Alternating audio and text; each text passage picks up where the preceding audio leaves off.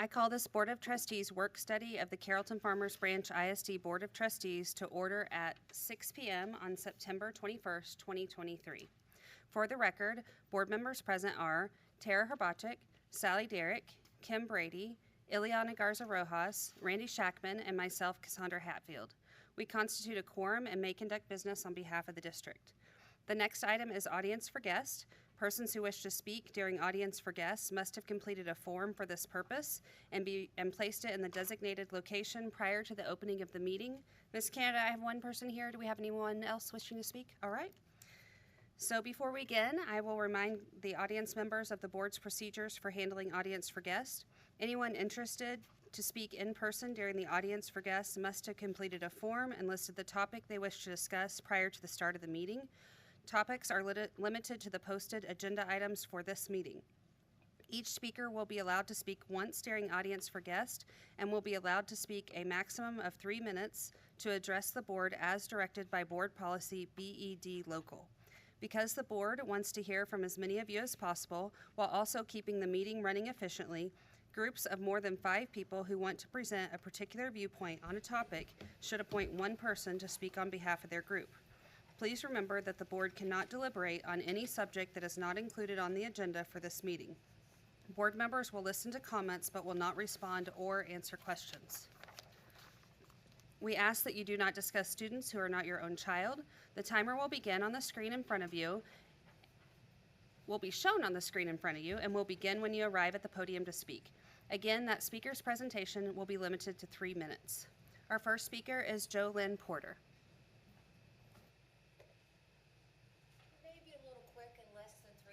Especially if y'all can't answer any questions. My question to come for y'all is I did watch the board meeting at home on September the 7th, and I was kind of shocked and kind of saddened that y'all as a bond and trustees chose to approve part of the bond 2023 of $700,000 for equipment for the schools. If I'm correct, it's the high schools.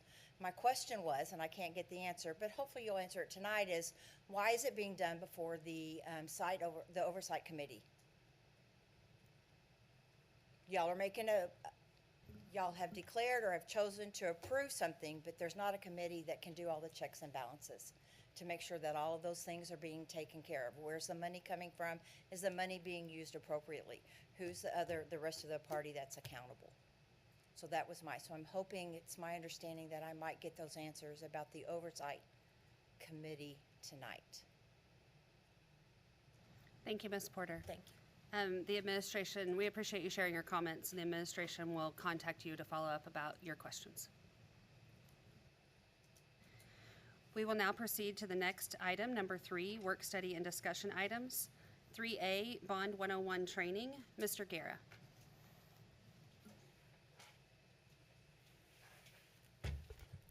Thank you, President Hatfield, Dr. Eldridge, and the rest of the board. So as you know, we're going to get it started off with Bond 101. I asked Derek Coney from RBC Capital with Austin Spence, our CFB alum, to be in here in the audience tonight for us. So he's going to kind of go over the bond and everything that went into it, everything that happens that, from sale to funding. So I'll bring Derek up here now.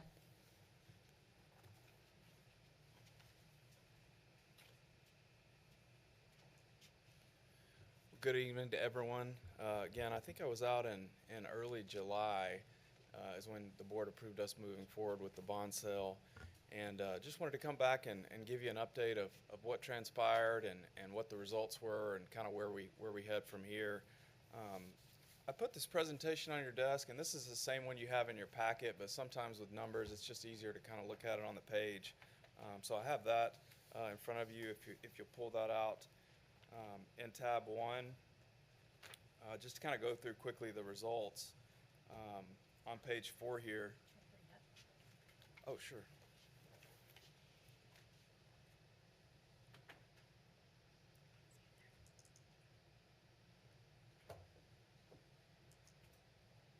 Do you want to work that, or should I? You can. Okay.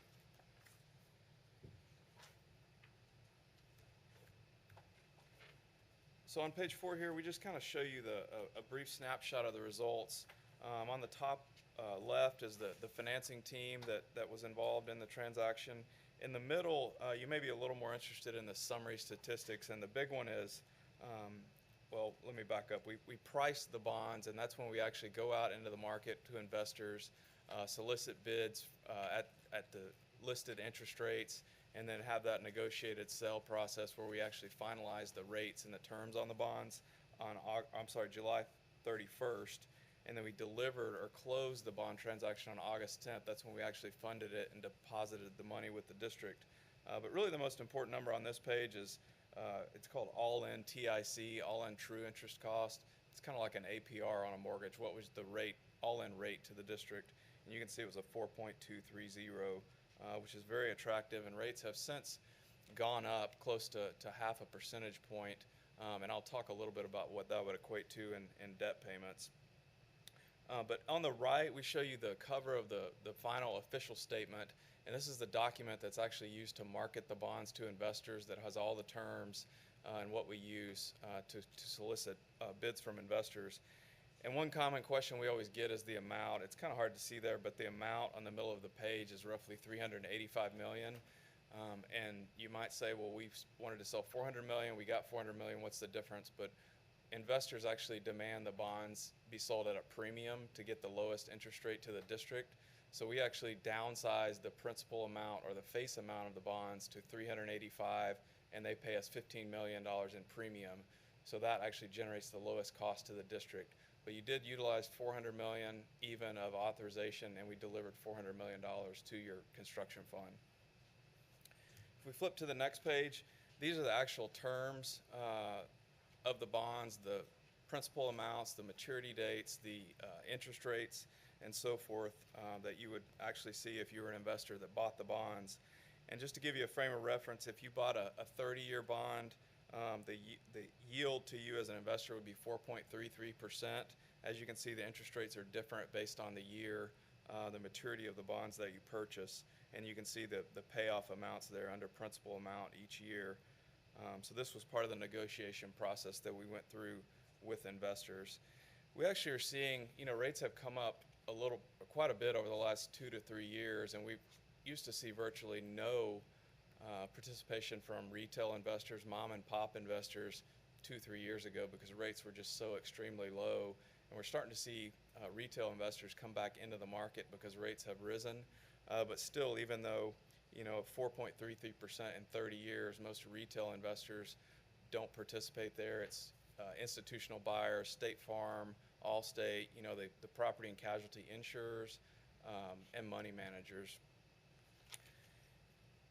If we flip to the next page here on page 6, there's a lot of numbers on this page. If you remember, I showed you this back in July of what our preliminary plan was. This is our tax rate impact analysis taking into account the district's existing debt, where we sold the $400 million, where we expect to sell the remaining authorization, taking into account state funding, value growth assumptions to arrive at a projected tax rate. So if you look in blue there, we have the final numbers on the $400 million sale that we just completed. Our plan still is to sell the second installment in 2 years. Obviously, that's a board decision that we'll evaluate on an annual basis. We will update this annually when we get your tax value, so you'll know kind of where you stand, and then based on how your projects go and your funding schedule, we can reevaluate as we need to. I did mention that rates have risen pretty quickly over the last 6 weeks, almost half a percentage point. And who knows if we didn't sell when we did, when we would have, but based on that calculation today, that would equate to about $32.5 million in additional debt service. So, hopefully rates don't go up from here, but that's kind of where we at today versus where we locked in the debt service. And then one of the other considerations we talked about in July was getting the money in your project fund so it could start earning interest earnings. That, based on where investment rates are today, just over a year period, could equate to over $20 million in additional money for projects from interest earnings. So that was a consideration, and short-term rates have actually gone up, so that number should rise as well. The other consideration we talked about a lot was state funding with the increase in the homestead exemption from $40,000 to $100,000. You obviously lost some value.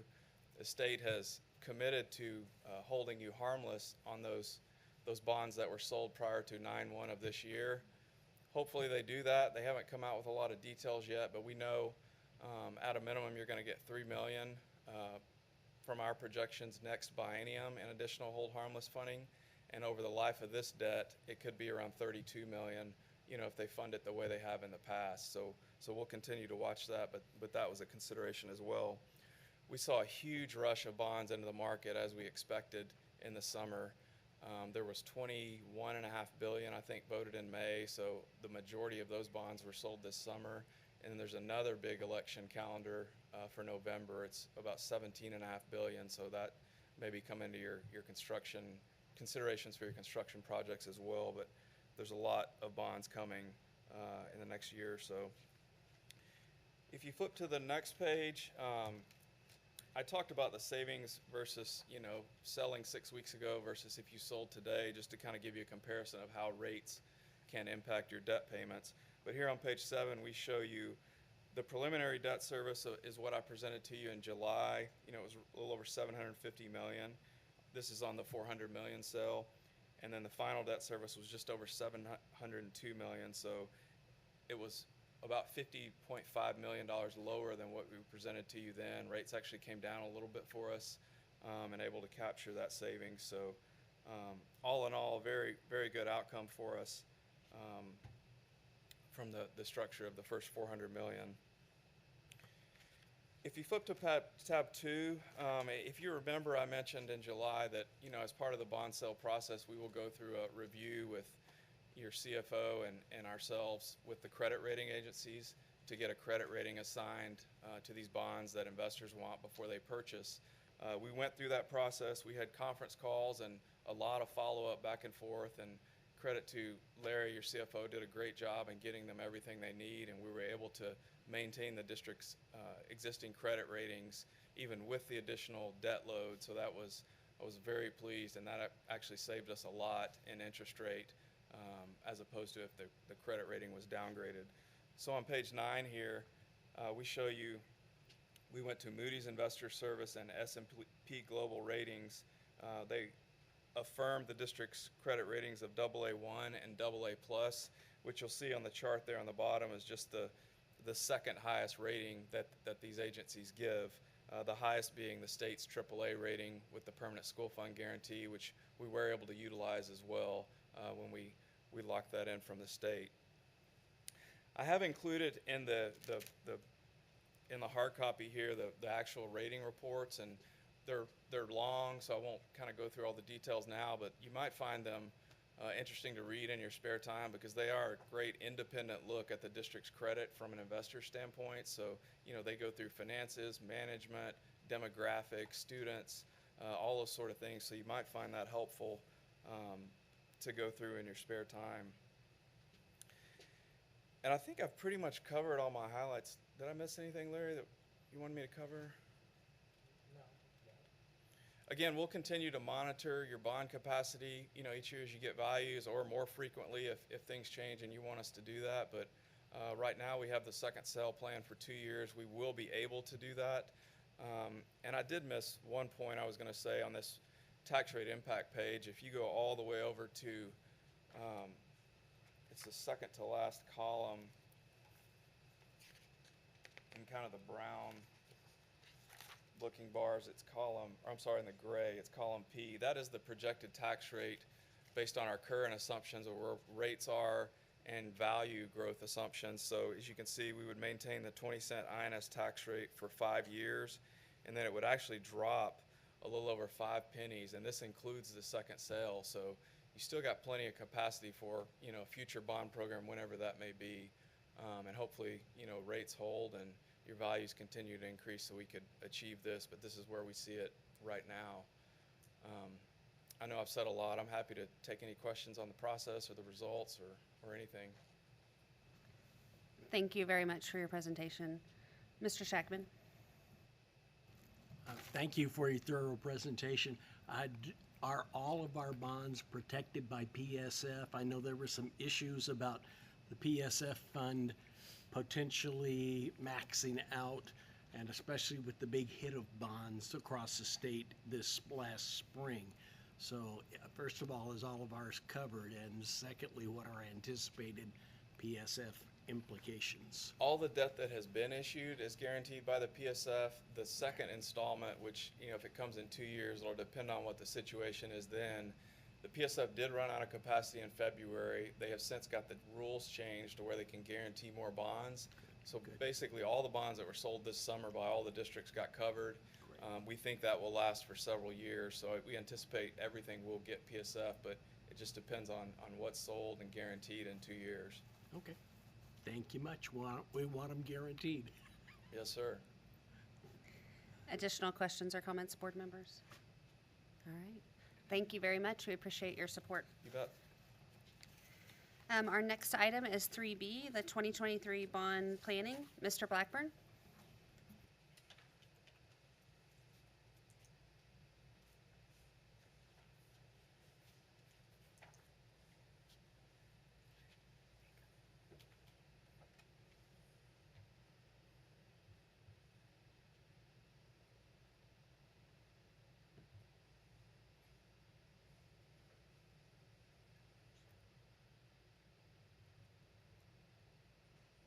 All right. Just wanted to share a few slides to give an overview of what we're planning. To go a little bit deeper on what Derek mentioned about how many bonds were sold. He mentioned that about 20 million were sold statewide. Just in the North Texas area alone, over $10 billion worth of bonds were sold, which means there's a lot of work out there for firms that do design, firms that do construction. So one of the key things that I'm working on is trying to make our work as attractive as possible and manageable for us with the firms that we can work with here locally. And I'll get into that a little bit more as we keep going. Overall, here is a timeline of the way I expect the work to shake out. You can see I've broken it into 3 buckets. The renovation work, which I think is the work that we can start the most quickly. Then you have the replacement facilities that were in the bond planning. And then you have the safety and security work. I feel like it'll be helpful to break out the safety and security work as much as we can to allow that to proceed as quickly as possible without waiting on the overall larger projects, because most of that lends itself to being a specialized installation. And you can see also on there, you see that quarterly bond oversight committee meetings are planned. Our first meeting, I think, is expected to happen in October, so next month. And there will be also, if you notice the asterisk on the bottom, there will be board action required for procurement of each design and construction package. So as design packages, as we approve different firms to work on design and as we approve construction packages, there will be board action at each of those steps.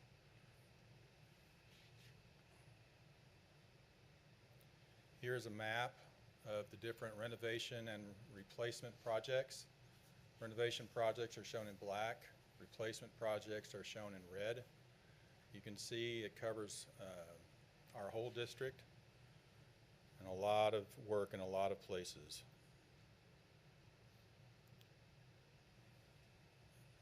In terms of describing some of the different projects, some of the smaller scopes, what I would call minor renovation. It might be a playground, it might be a freezer cooler replacement, replacing some exhaust fans that are end of life, maybe a few selected HVAC units, and a possible roof replacement for a particular area of a roof that's out of date. A medium renovation is a little more involved, takes a little more time, involves some interior, probably some targeted classroom renovations, more complex mechanical, electrical, or plumbing scope items, and some larger outdoor scope items that aren't easily self-contained. And then of course you have major renovations, which involve most of the campus, lots of interior areas, major MEP work. Any sort of kitchen renovation is a major renovation as far as I'm concerned, and any structural modifications.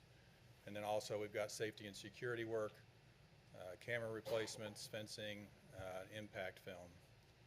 And you do have a link there to your project list by campus. Would y'all like to look at that, or y'all comfortable with the project list? I can pull up that list on the website here in a second if y'all would like to look at it. It's on the website. Board members, do you want to look at the entire list now? Have a moment to look at it? No? I think we're good. Okay. Another thing I wanted to point out is a lot of this work is going to require work on an occupied campus. We're not going to be able to do all this work without being around students. I'm familiar with that kind of work. It can be done safely. It requires a lot of communication between the campus staff and the construction staff, as well as our staff in the construction department. So we're going to push that very hard when we interview construction firms, better construction firms that know the K through 12 market. They've done it before, and whether or not they've done it well is going to be a criteria that we use to evaluate firms. But hopefully, if we can play our cards right, we will have some swing space at each campus where there will be a few unused classrooms that we can use to move people into a space temporarily while we work on the space that they would normally occupy. And then when the work is done, they move back. And we might have to play hopscotch a little bit to get all the way through the campus if it's a major renovation. But I don't think we're going to be able to do, we might have a couple of projects that we need to do a sort of portable city like we did at DeWitt Perry, but hopefully we can avoid that because of the expense. I think it's easier in general on the staff and on the construction crew if we can just do it's kind of a swing space where we move different groups of people through that swing space as construction proceeds. So I'm hopeful, based on what our population is at right now, that we'll be able to manage that process and be effective in that approach. This is a preliminary schedule for construction for renovations. We are due to interview architects next week to select some architects, and so they're going to give us some feedback on how attainable they think this schedule is. This is our ask to begin the conversation. We're probably going to get some pushback on what they can actually do, but this is what we're asking for because we want to get the process underway and get things moving. You can see that some of the smaller renovations, like we talked about in the earlier slide, we're hoping we can get those in next summer. And then we'll have some projects that'll start next summer, go through the year and into the following summer. And then for the most complex projects that'll take the longest to design, we're anticipating those probably won't be able to start until January of 2025. And those will probably take through 2 summers to the start of school in 2026. So you can see we've broken down. We're hoping to use 3 different architectural firms for all of the renovation work. This is what we're describing as the initial phase when we talk to the architectural firms, and hopefully this will give us the opportunity to test the waters a little bit with these firms to see how they perform along with the construction firms. And then once we have this underway, we'll award the final phase, which will be the replacement work. So the new ground-up schools, which are the most attractive work. Another part of the issue that we face is our work is not as attractive as a new ground-up facility that can be kind of on its own without all the complications of kids and parents coming and going all day. So we want to get folks lined up for our more difficult work and then use the new ground-up work as kind of a carrot that they can look forward to if they'll do our renovation work.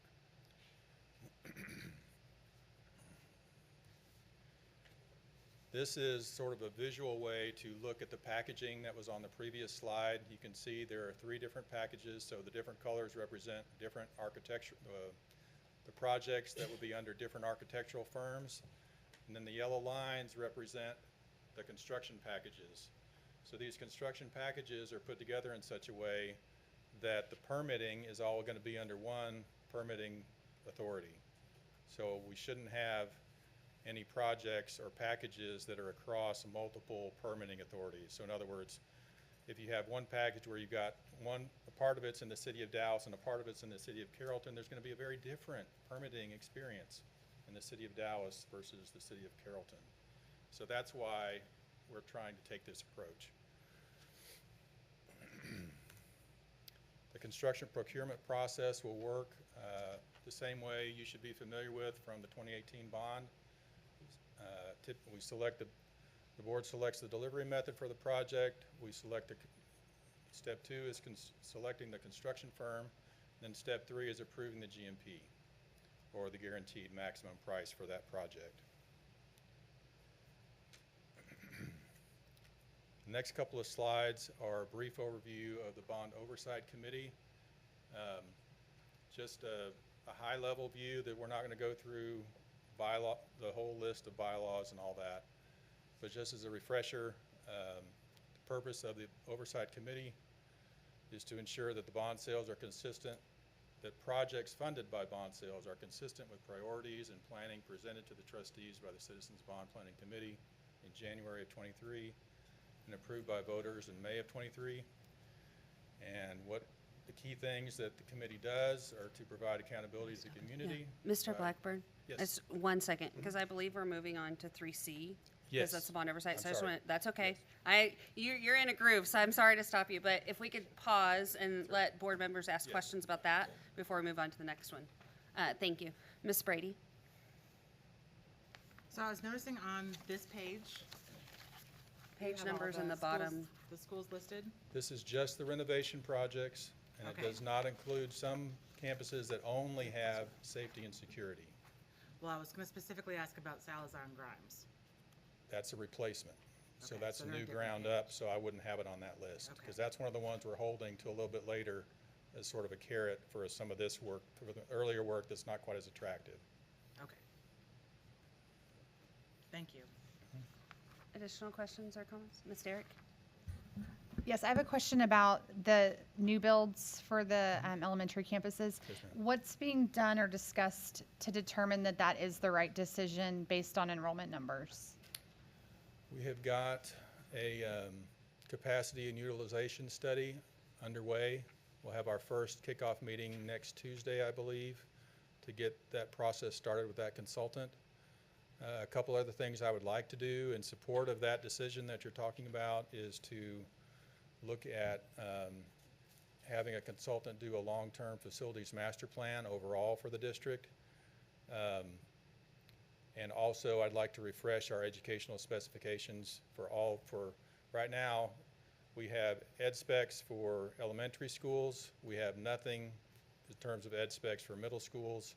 And we have visioning guidelines for high schools. So I'd like to get something consistent for every level of instruction in terms of ed specs, along with the capacity study and along with a long-term facilities master plan to inform what we do on the new projects. So is it possible that there could be changes to this plan based on this demographic study that's being done?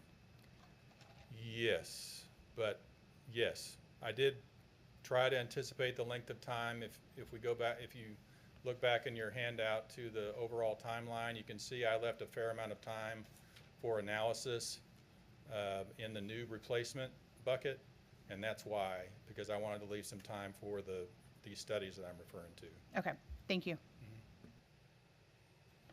Board members? Ms. Hrbacek? And just to confirm, that study is going to include elementary schools and middle schools, right? The capacity study? The capacity study? My understanding is it's going to do soup to nuts. Everything? Everything, Okay. yes. I mean, because I think that's conversations that we're going to have at some point, for it. Okay.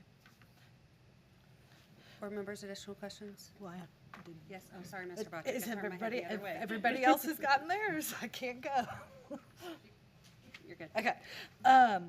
And I just want to comment on Mr. Blackburn's statements about the packages and how that's split up and about being attractive. And it's not just the bond work that is out there for education. I mean, it's the entire market in Texas. And, architects and contractors first can't hire enough people. That's why we need to be putting out STEM students to go to college and get those degrees, but that's the second.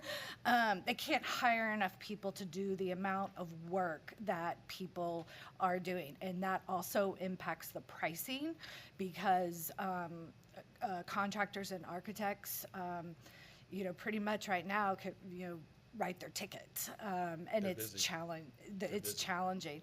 And so scheduling these things, I think this is a great way to package it to kind of ease things, and then make the amount of this renovation work attractive that that those vendors, the contractors and architects will want to bid for us, because we want the A-team architects and the A-team contractors, and we need to make it, set it up to where they'll do that.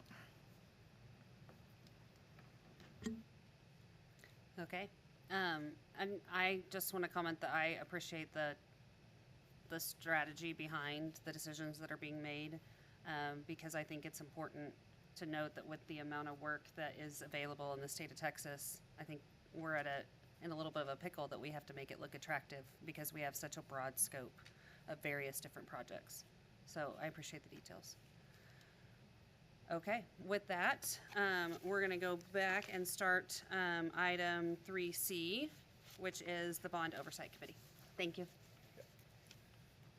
All right, so as we mentioned, the purpose of the committee is to ensure that the projects funded by bond sales are consistent with the priorities and the planning that were presented to the trustees in January of 23 and approved by voters in May of 23.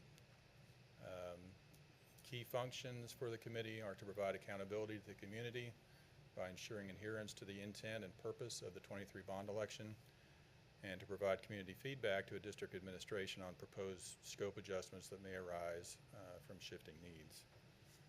And then guidelines were created to provide some structure and some clarity for members. 23 guidelines have been adapted from 2018 guidelines. You should have the guidelines in your handouts there, I believe. And just a couple of highlights in the adjustments section that we wanted to bring up. 3.8, members should make a firm commitment to attend all committee meetings, missing no more than 2 in any calendar year.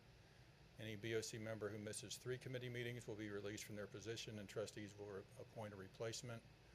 3.11, individual members of the BOC shall not exercise authority for the BOC as a whole and shall not act independently of the BOC.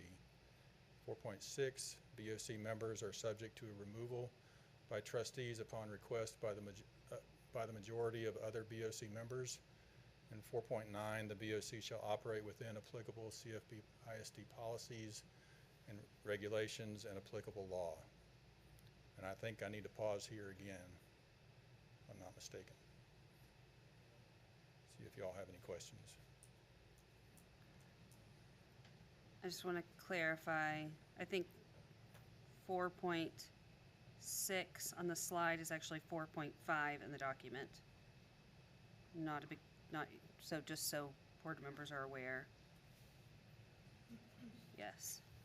So 4.5 in your document is the one we're referencing as an adjustment.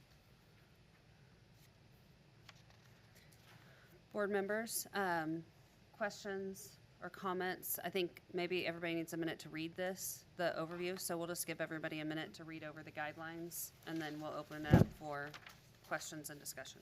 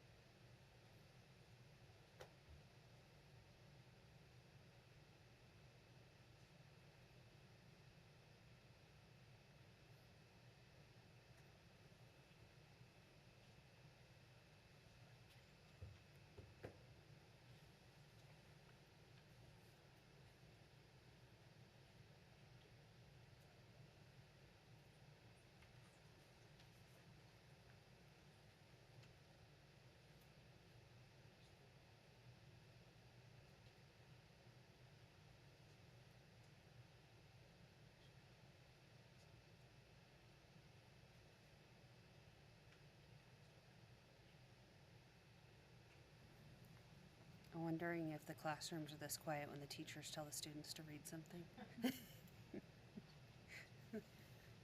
Just give me a thumbs up when you're ready.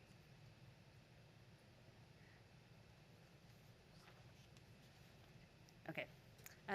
Board members, comments, question, discussion about the Bond Oversight Committee? Mr. Bocek? When are your meetings going to be set? Or, I don't think that's clear on here. I think it says October, but are they already set on the schedule? I don't believe so, and Chris may be able to speak to that. No, ma'am, they're not set yet. We're gonna have them quarterly. Plans, October, December, January, April, or rather, the first one would be in October, and then it would recur quarterly, January, April, July, October. But we've not set the dates yet. I'm sorry. So based on this document, I'm just trying to clarify for myself. It says on program by formation of this Bond Oversight Committee on October 17th. Is that when the first meeting is expected to be? Or is that just when we're creating this? That's when the first meeting is expected to be. We've not set that meeting. We just set that as a placeholder in these guidelines. Okay, thank you. Yes, that date's not been set. Let me jump in. The reason for that is because they want feedback from the committee, because they got to make sure everyone can be there. And that's why they've only set the months instead of specific days. So at that first meeting, they'll go ahead and firm those dates up. Thank you for clarifying that. Board members, additional questions or comments? Mr. Bocek? And I just want to add for some of our new board members, and it was referenced that these are based on the 2018 Bond Oversight Committee bylaws, and that committee really developed the guidelines themselves. I mean, they went to see how things were working, and that they, kind of developed their working rules that we've tweaked. So this is not something that we were telling, or administration was telling committee members to do. This was from them.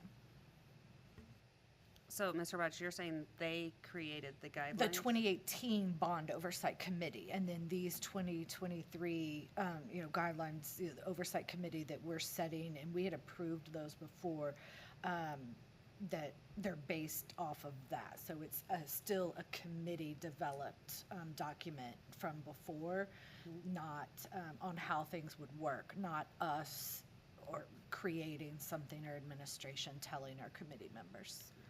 So then, with that, and I may need to read this again because I may have missed something, do we approve the guidelines, or do they go to the committee and the committee looks at the adjustments? I can go ahead and answer that one. Okay. That is the first agenda item on the first meeting on October 17th, because the committee needs to review those. We wouldn't arbitrarily make changes without the committee's direction.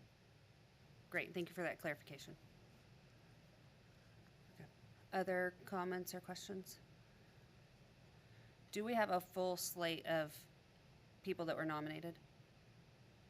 There are 9. We've got 9. There's still one remaining administration slate to fill.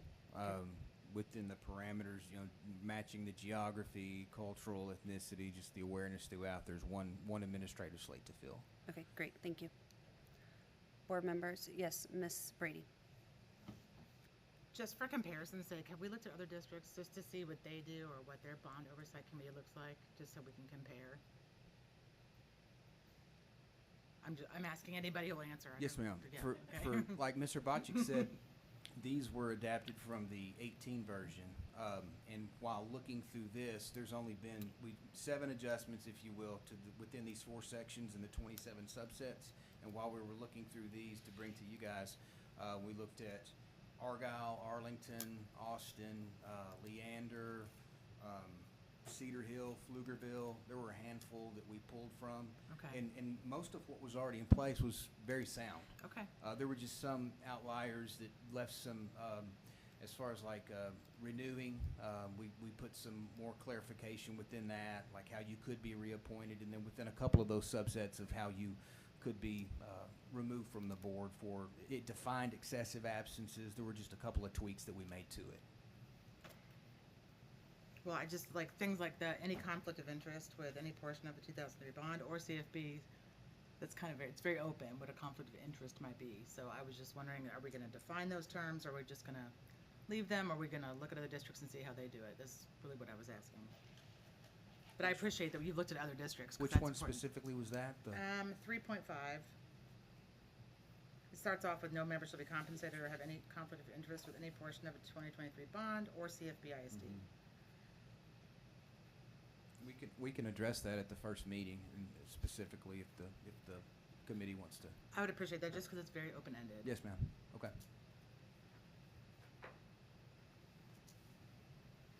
Mr. Bocek? And Ms. Brady, just to clarify, when the 2018 Bond Oversight Committee were developing and tweaking these, they did do that research as well. They pulled oversight all the way to what they were going to be named, you know, what other districts called their committee, and looked at the guidelines. So it was done at that time, and now a review since things changed, so. And that makes total sense since that had been so long before we'd had a bond for that 2018 one. Well, great, thank you. Thank you. One question I had was, when the 2018 bond, the committee concluded whenever we were moving into the 2023 bond. So what would the term or the length of the term be for how long the committee would need to be in place? Well, we based these numbers tonight on 3 years because that falls within the projected timeline that Mr. Blackburn brought this evening. Okay, thank you. Additional questions or comments, board members?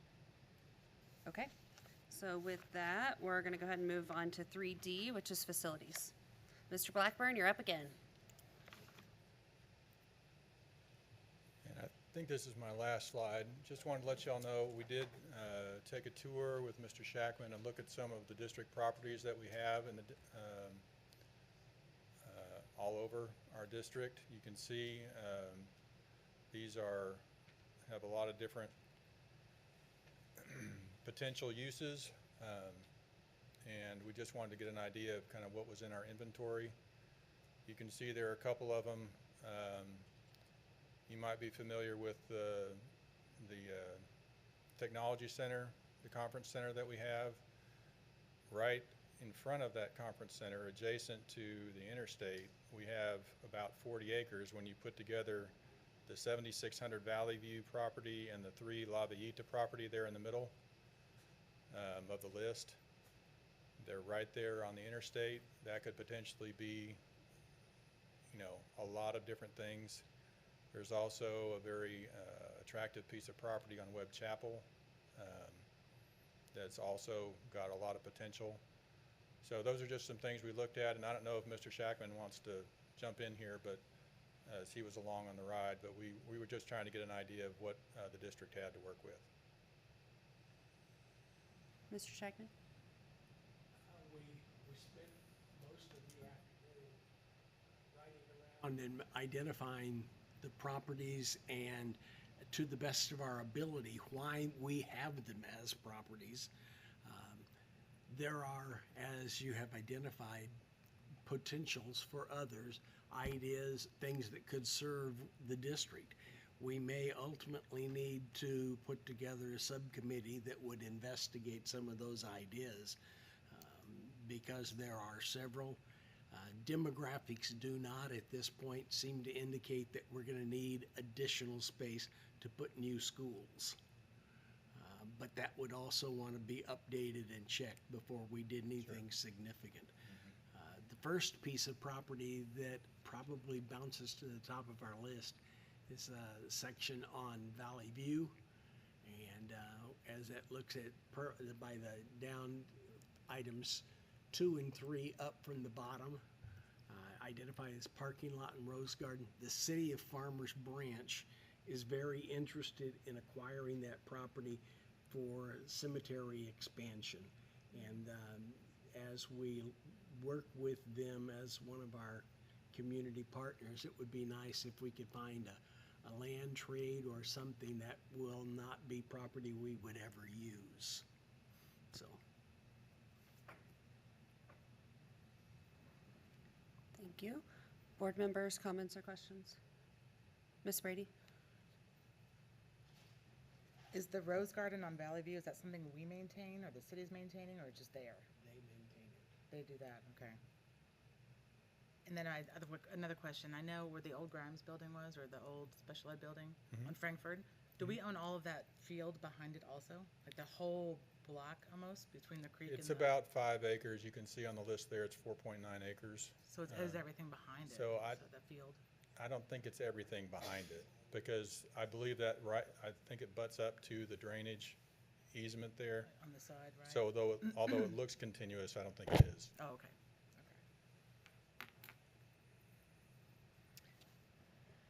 All right, board members, additional questions or comments about district properties? Okay. Mr. Shackman, I take note of your comment about a committee for properties. I do wonder if that aligns with the analysis and standards of new facilities, if there's like a combination there of how that might align. Anything that we do, we always want to make sure that it all fits seamlessly together. And so, So I think we'll rely on administration to keep us moving forward in that direction, and when they start to see patterns with the other projects where that might fit, I'm sure we would be willing to get together and put our heads together. All right, additional questions or comments? Okay, so with that, thank you, Mr. Blackburn, for your presentation, and it's good to get to see you up and engaging with us, so I appreciate all the work that you put into today's presentations and preparing for today.